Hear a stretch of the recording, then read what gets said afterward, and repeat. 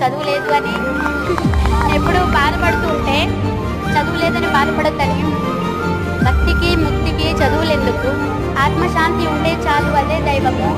చెరువులోన చాపకెవరు ఈత నేర్పిరి, బావిలోన కప్పకెవరు భాష నేర్పిరి, అడవిలోన అమసకెవరు ఆట నేర్పిరి, ఆ చెట్టు మీద కోవెలకెవరు పూత నేర్పిరి, ఆ పుట్టలోన పాముకెవరు బుసలు నేర్పిరి, ఆ పుట్టిన బాలుడికెవరు ఏడ్పు నేర్పిరి అని మా అమ్మమ్మ నాన్నమ్మ నాకు ధైర్యం చెప్పి నేను చదువుకోలేదని బాధపడుతుంటే ఇంకా చాలా అంటే చాలా చెప్పారు. కానీ చదువు ఒక్కటే కాదు, నీ ఆత్మవిశ్వాసం ముందర పని అనేది నేర్చుకుంటే మనం చేసిన దానికి ప్రతిఫలం ఆశించకుండా ముందుకు వెళ్తే అంతా మంచిగా జరుగుతుందని చెప్పారు. కానీ నిజంగా నేను ఎప్పుడూ ఇలా ఎక్స్పెక్ట్ చేయలేదు. కానీ వాళ్ళు చెప్పింది పెద్దల మాట వింటే అది ఎప్పటికైనా సరే విజయమని నా విషయంలో ప్రూవ్ అయింది.